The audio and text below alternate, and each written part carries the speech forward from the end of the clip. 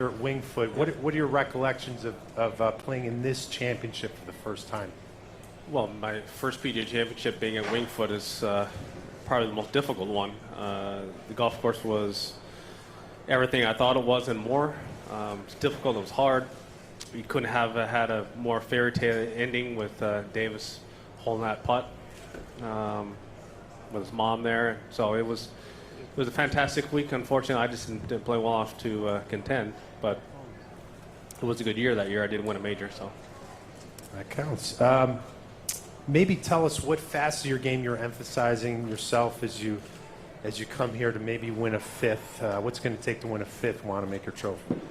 Well, in order to win this one, driving is going to be at the forefront. With the rough as lush as it is, it has grown up a little bit. I don't know how much they're going to cut it down or top it off, but it won't be much. So fairways are plenty wide because it's wet. It's just you got to hit it not only straight, but you got to hit it far because as the week goes on and the greens dry out, majority of the greens are elevated, and so trying to get enough spin, hitting the ball up to elevation with the greens firming up, you have to be in the fairway to do that. Okay, let's hit the floor for some questions here. Start front right, number 1, please. Tiger, what does it mean to you to have this opportunity for kind of a second act that allows you to have rivalries with a younger generation of players, especially, you and Koepka have been 1 and 2 in the last 2. You played with Molinari in 2 majors at the final round. And what is that like for you to have that opportunity? And if I could ask a second follow-up, does Koepka remind you in terms of his athleticism of a young Tiger? Well, first part of your question is it's great to be part of the narrative. My narrative spans 20 years now, just over 20 years, and if you look at most of the players, or the players that have had the most success on tour, you're not measured by, like an NFL football player where you're in the Hall of Fame after 9 years. If you play out here only 9 years, you haven't really done that well. You're measured in decades. Arnold Palmer played in 50 straight Masters. It's just done differently, and because of the nature of the sport, we're able to hang around a lot longer and still be relevant. The neat thing about this championship here is that when Jack played in his final PGA in 2000, I played with him. He said he played with Gene Sarazen in his final PGA. And so the fact that golf can span, nearly, 60, 70 years in playing careers, that's what makes it so special. Now, Brooksy looked like a young me. No, I wish I was never that big. I was 130 pounds. But we're both able to generate speed. I did it differently. I didn't have muscle. I did it through whip and timing. Brooksy's just got pure power, and he's an athlete. I mean, he played other sports, and you saw he could have easily been a baseball player. Players like that who come to golf generally hit the ball far because a baseball bat is so much heavier than a golf glove. And if you're able to generate bat speed, you can definitely generate club head speed in golf. Okay, let's go to microphone number 1 right over here on the right.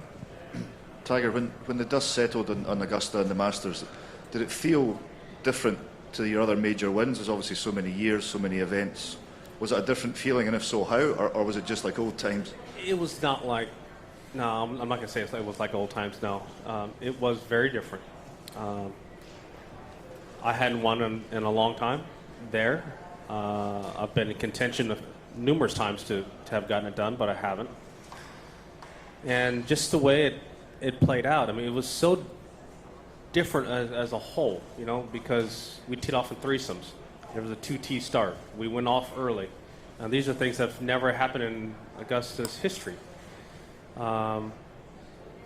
We could have easily got in a quick 18 after the ceremony. It was great, perfect sunshine, and normally we're finishing ceremonies and some of the functions not till 11:30 midnight, but now it's perfectly daytime, and you can go get a quick 18 in. So it felt different on so many different levels. That my kids were there for the very first time, at the big event. They went to the par 3 course, but they've never been to the big event. And then for me to come back and win on top of all that, it just added to it. I mean, the whole tournament, how many guys had a chance to win on that back nine? After Frankie made a mistake at 12, it just let open Pandora's box to who's going to win the championship. I just happen to be one of those guys. Let's go to number 4, then 2. Tiger, Yeah. you haven't gone major to major without playing all that often in your career, but as you look ahead now, is it something you might consider doing more often, and just sort of how do you weigh the need for reps versus the need for rest at this point? That's a great question, because the only other time where I've taken 4 weeks off prior to major championships is going from the British Open to the PGA. That was my summer break, and take those 4 weeks off and then get ready for the PGA, Firestone, and the fall. So I'm always looking for breaks. Generally, it's after the Masters. They used to take 4 weeks off there. Now with the condensed schedules, trying to find breaks. I wanted to play at Quail Hollow, but to be honest with you, I wasn't ready yet to start the grind of practicing and preparing and logging all those hours again. I was lifting, my numbers were good, I was feeling good in the gym, but I wasn't mentally prepared to log in the hours. Coming here is a different story. I was able to log in the hours, put in the time, and feel rested and ready. And that's going to be the interesting part going forward. How much do I play and how much do I rest? I think I've done a lot of the legwork and the hard work already, trying to find my game over the past year and a half. Now I think it's just maintaining it. I know that I feel better when I'm fresh. The body just doesn't respond like it used to. It doesn't bounce back quite as well. So I got to be aware of that. Let's go over here, number 2. Okay. Tiger, more minorities and young women are taking up the sport than before because of all of the initiatives in place, but that isn't reflected in the college participation numbers. Asians are the only minorities that are showing an increase. What do you think is happening? Why aren't the kids who are taking up the game sticking with it? That's the question for all of us. That's been a difficult one to figure out, put our finger on. The First Tee's done an amazing job of creating facilities and creating atmospheres for kids to be introduced to the game, but also have some type of sustainability within the game. But it's difficult. There are so many different things that are pulling at kids to go different directions. Golf is just merely one of the vehicles. Now with today's, as I said, there's so many different things that kids could get into and go towards. That playing 5.5 hours of a sport just doesn't sound too appealing. And that's one of the things that we've tried to increase is the pace of play and try and make sure that's faster, because most of us in this room, if you've gone probably 5 minutes without checking your phone, you're jonesing. Kids are the same way. 5 hours on a golf course, it seems pretty boring. Straight back, number 3. Tiger, Peyton Manning and Kobe Bryant have started their own shows on ESPN Plus, and LeBron James also has his own show. I'm wondering, would you ever consider why? No. And why or why not? No show. No. You have I'm no good. interest No, in I'm that? good. No, I'm good. I like playing. You just mentioned kind of growing the game. Maybe that would be a way to do it. I'm sure it would be, but it's certainly not what I'm going to do. Thank you. Let's go to 1 and then 4, please. Tiger, by winning the Masters, you moved right into the early Olympic qualifying rankings for the Americans. How much will you prioritize that in the next year? Will you definitely play if you do qualify? And could you play an extra tournament or two you normally wouldn't have if it's really close going up to the cutoff next year? Great questions. Would I like to play in the Olympics? Yes. I've never played in the Olympics, and I'm sure that I won't have many more opportunities going forward at 43 years old now to play in mini Olympics. So, yes, that would be a first for me and something that I would certainly welcome if I was part of the team. Getting there and making the team is going to be the tough part. How many events, you just asked, how many events do I play? Do I add in a couple more to get in? These are all questions that will be answered going forward. I just know that if I play well in the big events like I did this year, things will take care of itself. Microphone 4. Tiger, Peyton Yeah. Manning says that when you played in the Memorial together last year, you talked at length about his 4 neck surgeries and how you had to sort of find new ways to make par as a quarterback.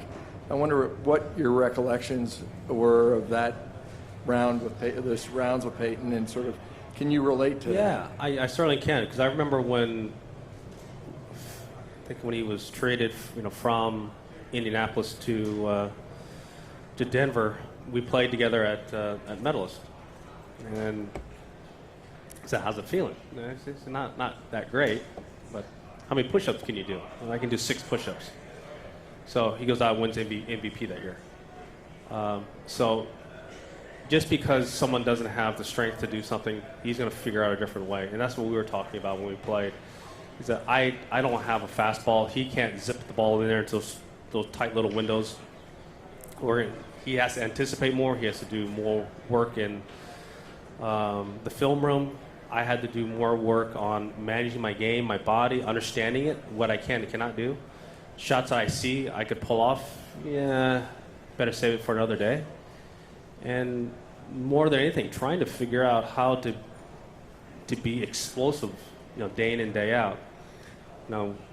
For him, we're kind of chiding. I had to do it, let's call it, play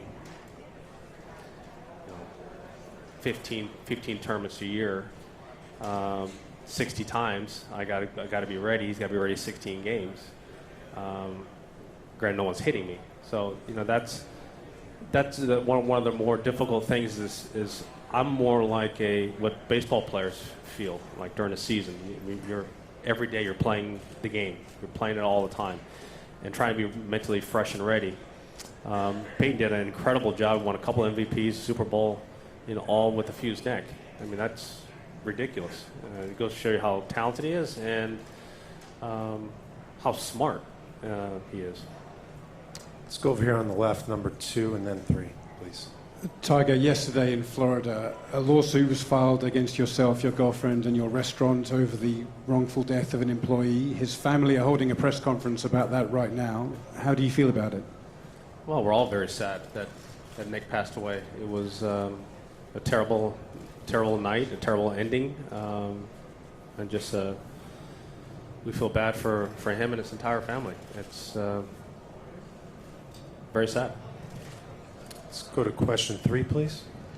Tiger, how much preparation did you put into preparing for this major, and what would you say your energy level is right now currently? Are you feeling 100%?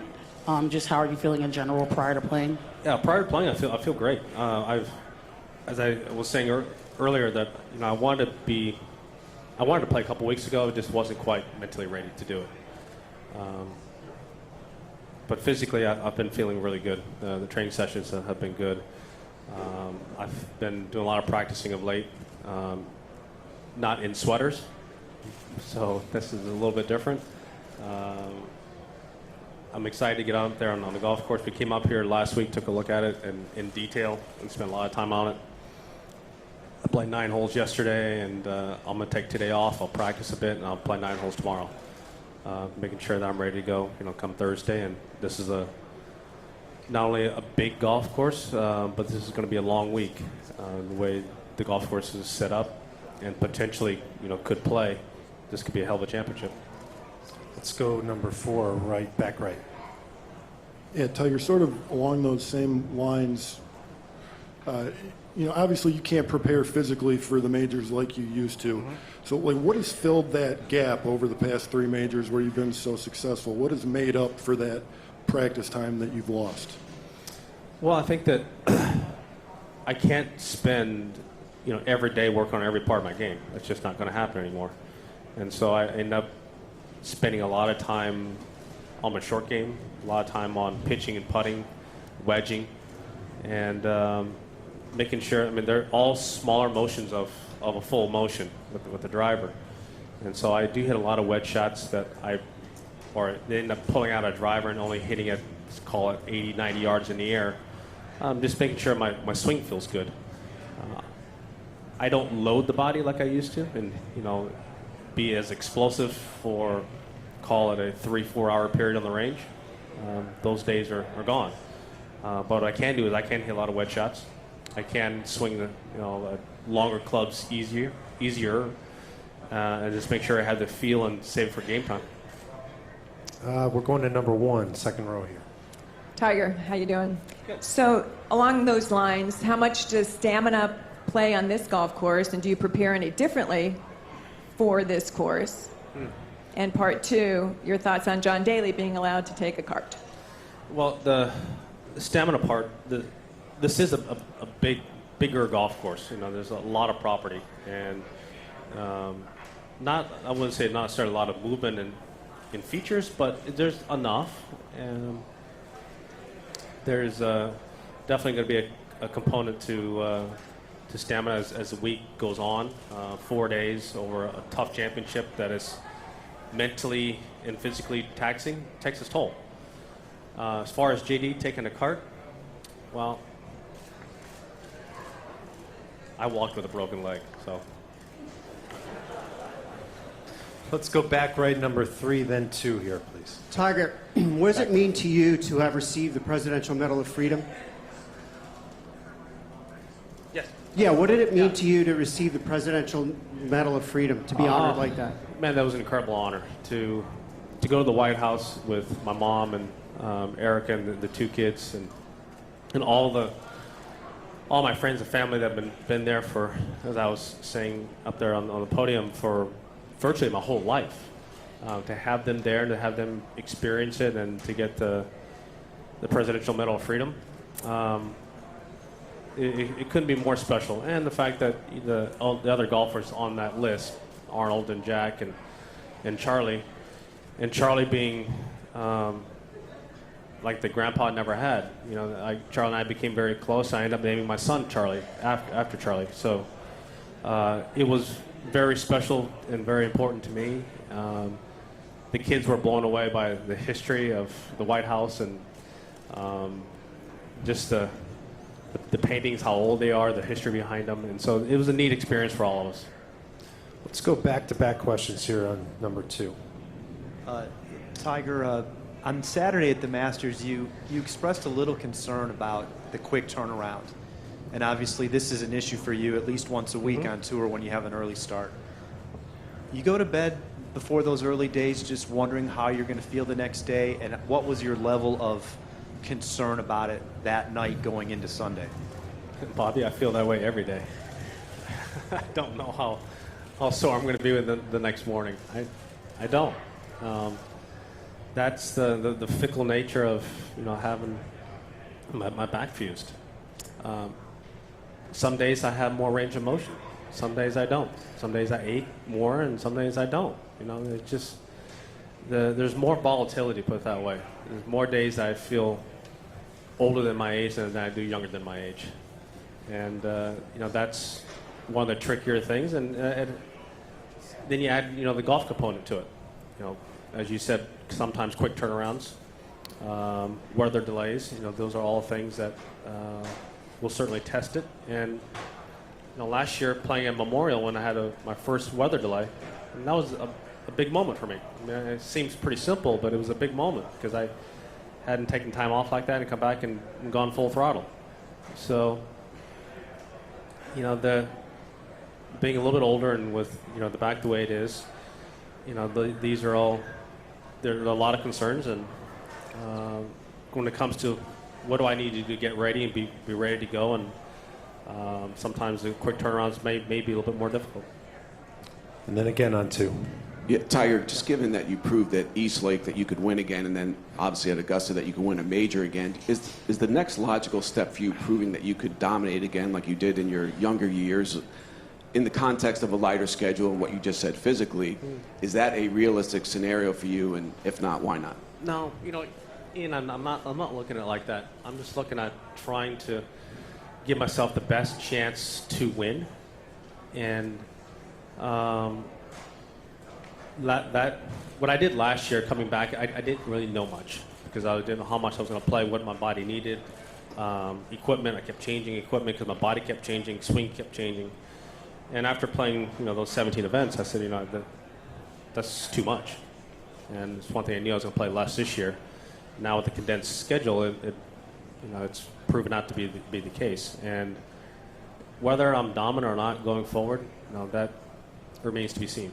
What I know is I need to give myself the best chance to win the events that I play in. And sometimes that's going to be taking a little bit more breaks here and there and making sure that I am ready to go and be able to give it my best at those events. Let's go back right 4, then 1. Yeah. Hi, Tiger. The last day of the Masters was fantastic win, fantastic day. And I think probably because of the excitement, there was some open celebrations of mistakes made by Frankie, balls going into the water. And I don't know, your thought for this week, for the fans, going into the week. Yeah, well, Frankie, he hit an 8-iron on 12, and he didn't hit it solid, ended up wet. But Tony hit a great shot. Tony hit it right on his number, hit the perfect shape, but you can see the wind just holds it up right at his peak, and you can see it get slammed, and that's just enough for it to end up in the water. But he hit a good shot. As far as this week's gonna be a lot of fun with the crowds, the excitement that we've had here in the last 3 events that we played here. The pairing that I'm involved in. It's gonna be just a boatload of fun for all of us, and the fans have certainly shown their rooting interest here over the years and who they want to see play well, and hopefully I'm one of those and they can play well at the same time. All right, we have time for 3 quick ones. We're going to go 3, 2, and then 4 and wrap it up. 3 first. Tiger, you mentioned you've obviously have a history here and played well in other tournaments, and you mentioned a large property, and you mentioned that your swing and your game's different. How are you approaching the way you play this course differently this week compared to when you've played here in the past? Well, number 7 has been lengthened quite a bit since the first time we were here. I remember hitting 3-wood and a 7-iron in that hole. Yesterday I hit driver, 5-wood and 3-wood, didn't get to the green. So there are more par 4s over 500 yards now than there were then, certainly. When we came here in 2002, this was one of the biggest ballparks you've ever seen, and it's only gotten bigger. We used to carry the ball over the top over there at 9. That's no longer the case. So there have been some significant changes in length, but when it comes right down to it, if the greens dry out here, this is all the golf course you want, because they're pitched just enough where you're gonna have some tough putts. 2. Tiger, with all the people that counted you out and supported you over the years, someone that you really had a great relationship has been Joey LaCava. Just on the golf course and away from the golf course, why have the two of you really clicked so well? That's a great question. Joey, I go back to when I first played with Freddie at the Masters, as an amateur. I played with him there, and then I played with, he always played with Raymond, then I played with Freddie, Raymond, at Shinnecock and the U.S. Open there, and Joey was one of those guys that say, hey, ask Raymond this, ask Freddie that, and I was nervous, I was a young little amateur, 19 years old, didn't really know anything, but he was so great, and as my career has panned on, to have Joey there, and for him to have gone 27 years since Masters, it's pretty amazing, and for him to have had the stick-to-itiveness to be there through some of my really difficult times. He was a great friend. He'd come down, and just to be around. I was was really struggling with being able to walk, and he'd come down, he'd drive the car, and he'd help me around the house. He was just an incredible friend. Now, our on-course relationship, that's something different. We're very competitive. I believe, and still will always believe, that LA is better than New York in sports. And we certainly have that disagreement probably every other hole. And we have a good time about it. You know, that's the fun thing about it, is that we both are very competitive. We both want to win. And we're going to go out there and try and get it done. Yeah, we definitely can. Yeah. We've got to wrap it up right here. Doug, number 4, please. Two things, Tiger. Firstly, how does the way you feel about your game and your chances compare with the way you felt going into Augusta? And do a follow, John? Or? Yeah, throw it out there. Let's go. The second one would be, if you can allow your memory to go back 20 years, how important was it for you to get that second major? Yeah. First off, going into the Masters, I felt that my swing had finally turned the corner, because I was trying to make sure that I could hit a high draw, and call upon it with driver, 3-wood, 5-wood, any club in the bag, be able to hit that high draw, and I somehow found it. And then the short game came around. I found something in my grip there, and it just started coming. Pieces started coming together. Then the week unfolded, and what happened. Now, going back to winning my second major, that was a big moment, because at the time I won one major by 12 shots, and hadn't won since then. And it was a big deal to get a second major championship and get the numbers to start to accrue, and to do it the way I did it. I made a big putt at 17, and I made a couple of mistakes there. Prior to that was Sergio making birdie on the par 3, and I made double bogey, and 4-shot lead went down to 1. Be able to hang in there and somehow get that done. It just helped keep the momentum going from 97, and then not winning anything in 98, and then 99. It just started the momentum, and you can see what happened in 2000, 2001, and 2. But I think 99 was a big moment to kickstart all that transpired. 4-time PGA champion Tiger Woods, thank you. Ladies and gentlemen, please know that defending champion Brooks Koepka is going to be walking in and taking this same seat in just